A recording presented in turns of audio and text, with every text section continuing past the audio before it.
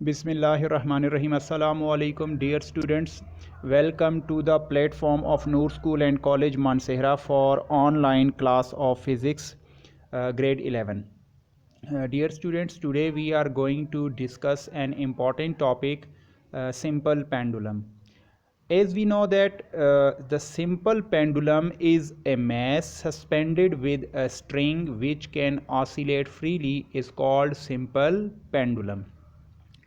Dear students, इस topic में मज़ीद आगे डिटेल में जाने से पहले एक इम्पॉर्टेंट एक चीज़ आपको बता दूं कि देखें, हमने अपने लास्ट लेक्चर में SHM यानी सिंपल हार्मोनिक मोशन को डिस्कस किया था और हमने कहा था कि सिंपल हार्मोनिक मोशन वो मोशन होती है जिसमें कोई ऑब्जेक्ट इस तरह ऑसिलेट या वाइब्रेट करे कि उसकी एक्सेलरेशन जो है वो डिस्प्लेसमेंट के डायरेक्टली प्रोपोर्शन हो और एक्सेलरेशन की डायरेक्शन मीन पोजीशन की तरफ हो। तो जो मोशन, जो वाइब्रेशन, जो ऑसिलेशन या जो साइक्लिक प्रोसेस इस इक्वेशन को फुलफिल करता है तो वो किस कैटेगरी में आता है? Simple harmonic motion.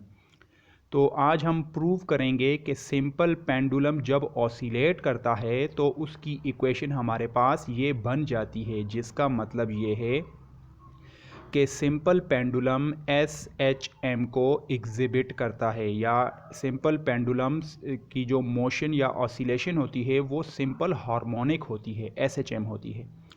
Okay dear students, तो पहले हम सिंपल पेंडुलम को डिफाइन कर लेते हैं।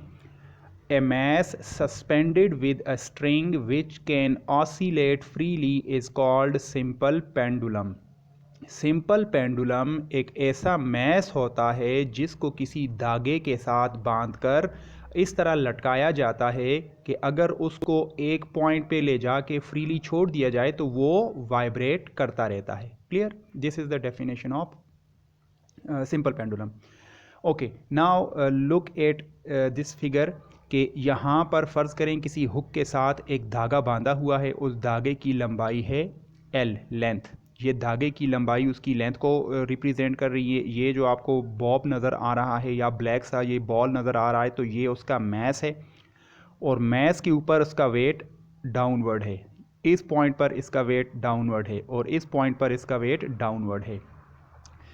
इस फिगर में यहाँ पर ये जो पॉइंट ए है, पॉइंट ए और पॉइंट बी, ये दोनों एक्सट्रीम पॉइंट्स हैं और ये वाला जो पॉइंट है इसको मीन पॉइंट कहते हैं। मीन पॉइंट वो पॉइंट है पेंडुलम के केस में जिस पॉइंट पर इसका वेट और रस्सी के अंदर जो टेंशन है ये अपवर्ड अपोजिट डायरेक्शन में होंगे, दोनों टेंशन और वेट। बहरहाल आगे ये हम मज़ीद डिस्कस करेंगे इसको। तो इस ये जो सेटअप है, एक्सपेरिमेंटल सेटअप, इसको सिंपल पेंडुलम कहा जाता है। अच्छा, अब इसकी कुछ प्रॉपर्टीज़ हैं। Now we discuss some properties of the pendulum.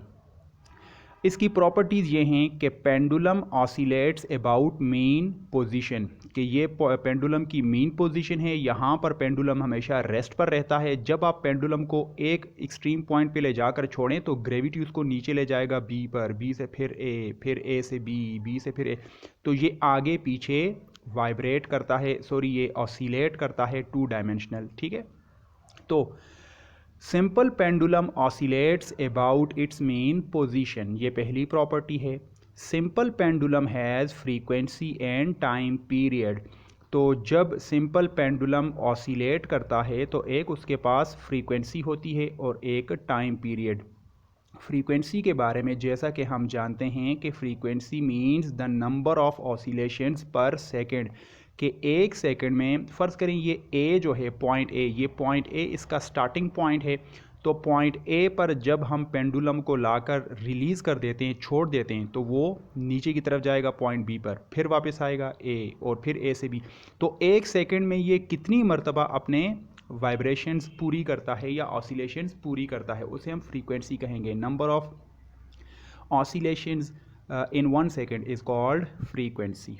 Okay, उसके बाद time period. Time period is the time required to complete 1 oscillation. A अगर स्टार्टिंग पॉइंट है, ए पर पेंडुलम को लाकर छोड़ दें तो ग्रेविटी उसको नीचे लेके जाएगी, वो पॉइंट बी पे जाएगा, वहाँ से मुड़कर वापस आएगा। जब ये मुड़कर वापस आ जाएगा तो ए से आगे जाकर फिर वापस आना, इसमें जितना टाइम लगता है उसे टाइम पीरियड कहते हैं। टाइम पीरियड वो टाइम है जिसमें कोई पेंडुलम अपने स्टार्टिंग पॉइंट से आगे जाकर फिर पीछे आता है, तो वो आने और जाने का जो टाइम है उसे हम कहते हैं टाइम पीरियड। तीसरी प्रॉपर्टी है कि the frequency and time period both depend on length. याद रखें कि पेंडुलम की जो फ्रीक्वेंसी है और जो इसका टाइम पीरियड है, ये दोनों सिर्फ किस पे डिपेंड करते हैं? लेंथ पर। ये हम आगे प्रूव करेंगे।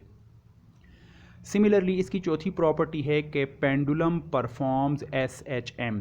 वो शुरू में जो मैंने आपको बताया था कि पेंडुलम जब भी ऑसिलेट करता है तो इसकी एक्सेलरेशन डिस्प्लेसमेंट के डायरेक्टली प्रोपोर्शन होती है। तो इसका मतलब जब भी पेंडुलम ऑसिलेट करता है तो वो परफॉर्म कर रहा होता है सिंपल हार्मोनिक मोशन। और पेंडुलम की जो है वो, जैसा कि मैंने कहा फ्रीक्वेंसी और टाइम पीरियड की बात की, तो फ्रीक्वेंसी और टाइम पीरियड दोनों के फार्मूलाज यहाँ पे गिवन हैं। The formula of time period for a pendulum is T is equal to 2πL/g square root. अब इसमें L क्या चीज़ है? L is the length of pendulum, pendulum की लेंथ। और G का हमें पता है कि 9.8, ये अर्थ की ग्रेविटेशनल एक्सेलरेशन है। और frequency is equal to 1/2π/G/L under root. अब देखें ये किस तरह, जैसा कि हम जानते हैं कि frequency is equal to the reciprocal of time period. Frequency और टाइम पीरियड एक दूसरे के इन्वर्स होते हैं, रेसिप्रोकल होते हैं। तो देखें फ्रीक्वेंसी को अगर हम 1/T लिखें तो 2π हो जाएगा 1/2π।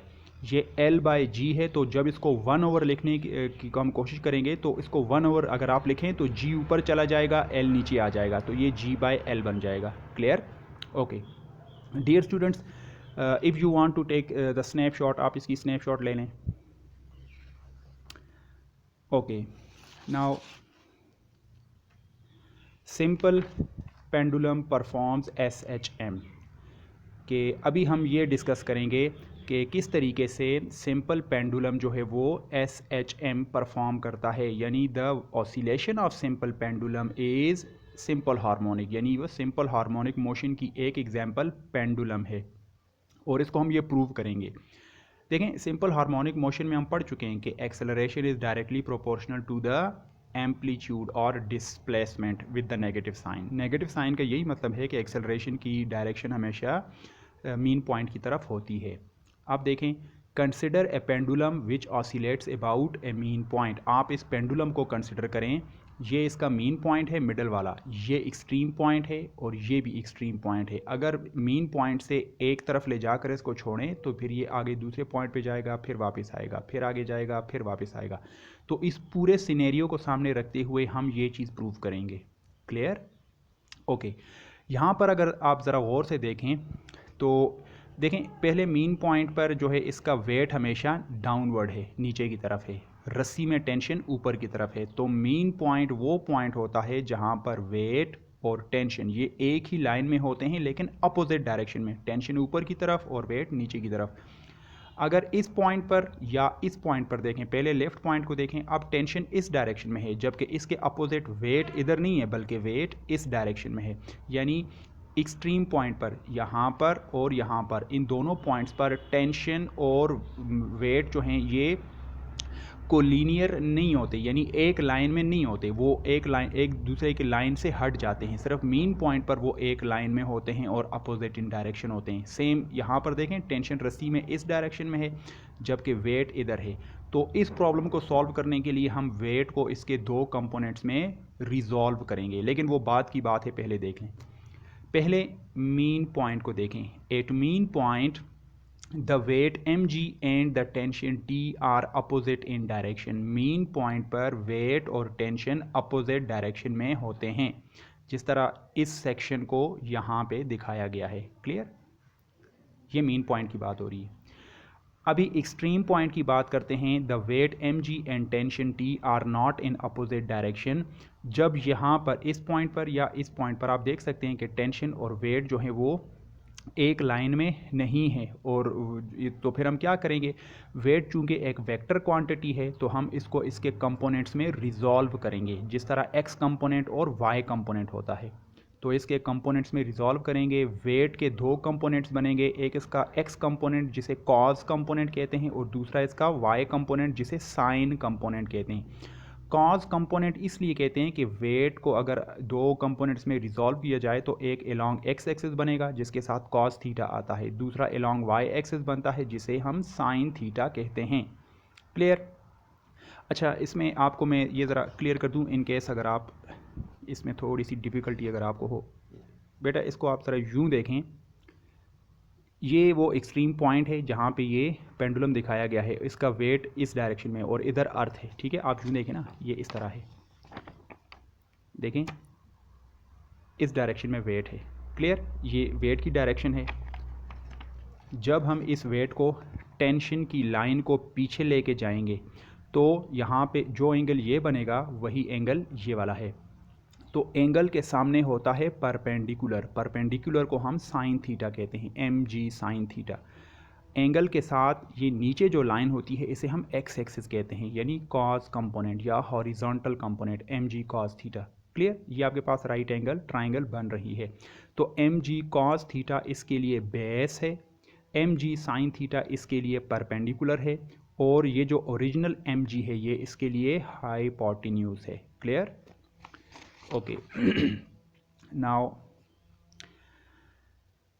M g cos theta cancels t. यहाँ पर आप देखें तो ये जो एम जी कॉस थीटा है जो इस वेट का एक्स कंपोनेंट है, ये वाला एक्स कंपोनेंट ये इस डायरेक्शन में है जबकि इसके अपोजिट टेंशन ऊपर है। तो टेंशन और एम जी कॉस थीटा ये दोनों एक दूसरे को बैलेंस करेंगे।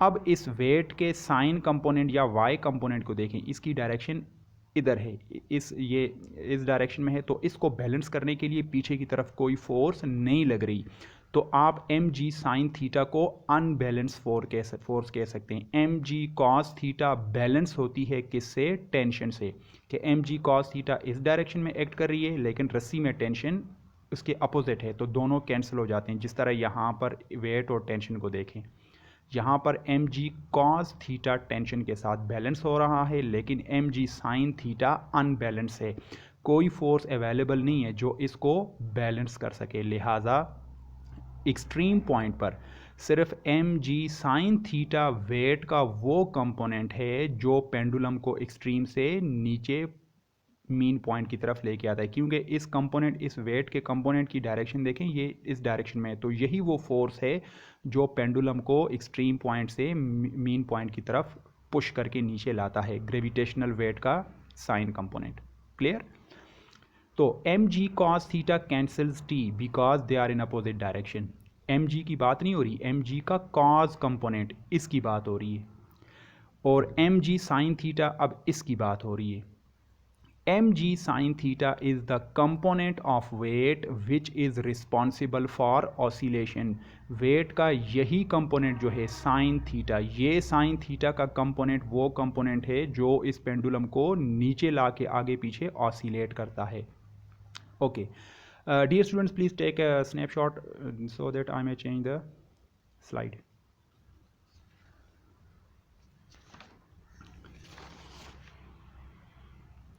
ओके, नाउ अभी हम इस फॉर्मूले को डिराइव करेंगे।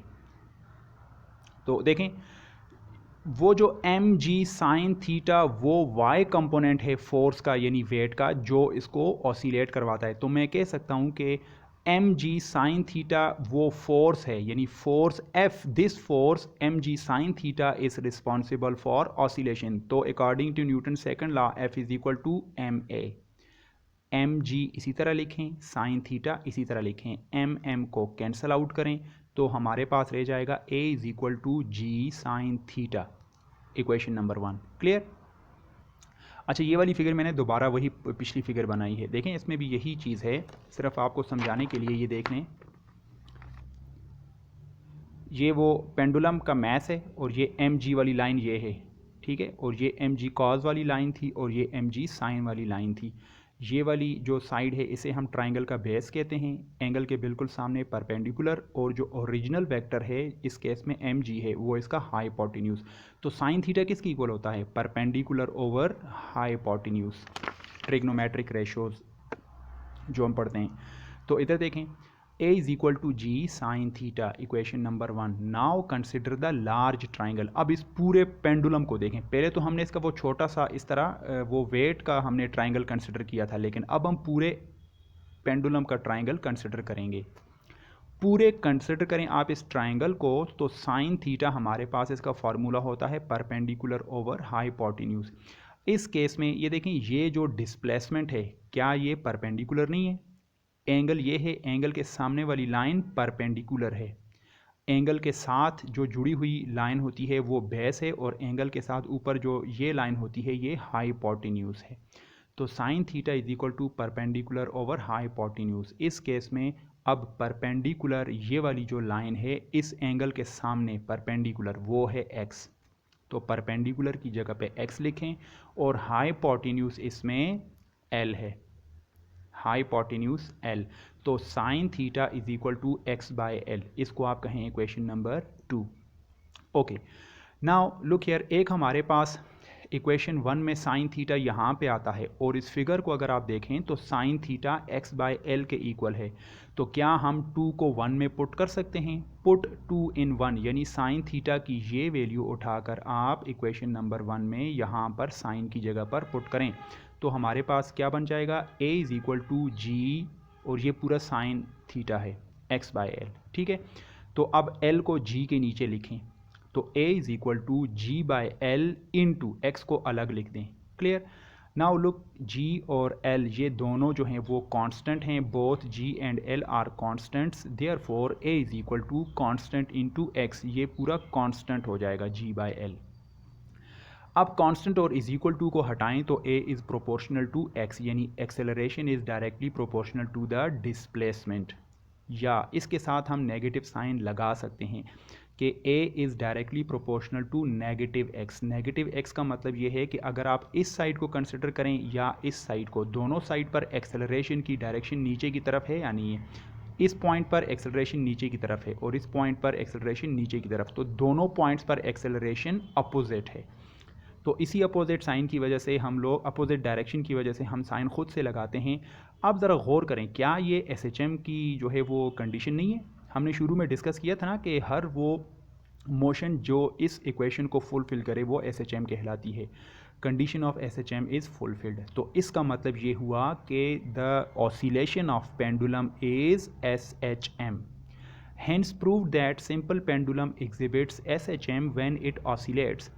जब भी पेंडुलम ऑसिलेट करता है तो उसकी मोशन SHM होती है, सिंपल हार्मोनिक मोशन होती है, जो हमने यहाँ पे प्रूव कर लिया है। अब देखें, G by l plays the role of omega square. अगर आप याद करें, हमने सिंपल हार्मोनिक मोशन में सर्कुलर मोशन के लिए ये बात प्रूव की थी कि a is equal to minus omega square x, जबकि पेंडुलम वाले केस में हमने अब ये वाली इक्वेशन को हमने सेटिस्फाई किया कि पेंडुलम वाले केस में एक्सेलरेशन इक्वल होता है minus G by L into X. Acceleration को एक्सेलरेशन से कंपेयर करें, नेगेटिव साइन को नेगेटिव से, एक्स को एक्स से, तो फिर बाकी ये चीज़ बचती है कि omega square is equal to ji by L. इन दोनों का कंपैरिजन करें तो omega square is equal to ji by L, या omega is equal to ji by L whole square root. Okay, तो स्टूडेंट्स हमने ये प्रूव कर लिया कि motion of the simple pendulum is simple harmonic. तो प्लीज़ टेक अ स्नैपशॉट।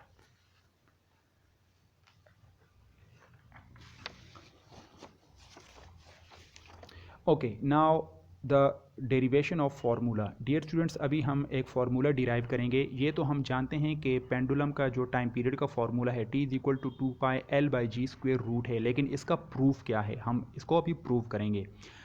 सबसे पहले टाइम पीरियड को डिफाइन करते हैं। The time required by a pendulum to complete one oscillation is called time period, ठीक है। और जैसा कि हम जानते हैं, ये साइन नहीं है, अच्छा ये सेंस है, SINC सेंस। जैसा कि हम जानते हैं omega is equal to ji by l square root, ये अभी हमने पिछले स्लाइड में किया था कि omega is equal to ji by l square root. आप इसको कहें equation number 1, we also know that, हम चैप्टर नंबर 5 में सर्कुलर मोशन में भी पढ़ चुके हैं कि एंगुलर वेलोसिटी जो है ओमेगा वो इक्वल होती है 2π/t। इक्वेशन 1 और 2 इन दोनों को आप कंपेयर करें, compare both 1 and 2। 2π/t is equal to g/l under root. In reciprocal form इसको उल्टा करके लिखें रेसिप्रोकल में तो ये t/2π हो जाएगा। तो ये g/l है, इसको उल्टा करके लिखें तो l/g हो जाएगा। ठीक है, अब चूंकि मैंने t फाइंड आउट करना है तो 2π को क्रॉस में मल्टीप्लाई कर दें तो t is equal to 2π/l/g। क्या ये टाइम पीरियड का फॉर्मूला नहीं है? This is the formula of time period for simple pendulum. इसमें इंपॉर्टेंट बात डियर स्टूडेंट्स वो ये है, देखें फार्मूले में 2π, l और g ये तीन फैक्टर्स हैं, तो 2π भी कांस्टेंट है और g ये भी कांस्टेंट है, तो इन दोनों को कांस्टेंट लिखें तो t is directly proportional to square root l, ये बच जाएगा। ठीक है, तो मतलब ये है कि जिस पेंडुलम की लेंथ हम ज़्यादा रखेंगे उसका टाइम पीरियड भी ज़्यादा होगा, जिस पेंडुलम की लेंथ हम कम रखेंगे उसका टाइम पीरियड भी कम होगा। अच्छा स्टूडेंट्स, आपके लिए एक क्वेश्चन है, a special type of pendulum is seconds pendulum. Pendulum की एक ख़ास टाइप होती है जिसको सेकंड पेंडुलम कहते हैं, whose time period is 2 second. और सेकंड पेंडुलम का जो टाइम पीरियड होता है वो 2 सेकंड होता है, 2 सेकंड, यानी वो एक राउंड लेने में 2 सेकंड लगाता है, 1 सेकंड आगे जाने में फिर 1 सेकंड पीछे आने में। What is the length of that pendulum, तो आप बताएं उस पेंडुलम की लेंथ कितनी है जिसका टाइम पीरियड 2 सेकंड है। इसके लिए हिंट देखें, जैसा कि हम जानते हैं t is equal to 2π/l/g square root, तो take square on both side, दोनों साइड पर स्क्वायर लें तो t का स्क्वायर ये हो जाएगा 4π², l/g का स्क्वायर रूट कैंसिल हो जाएगा, सिर्फ l/g रह जाएगा।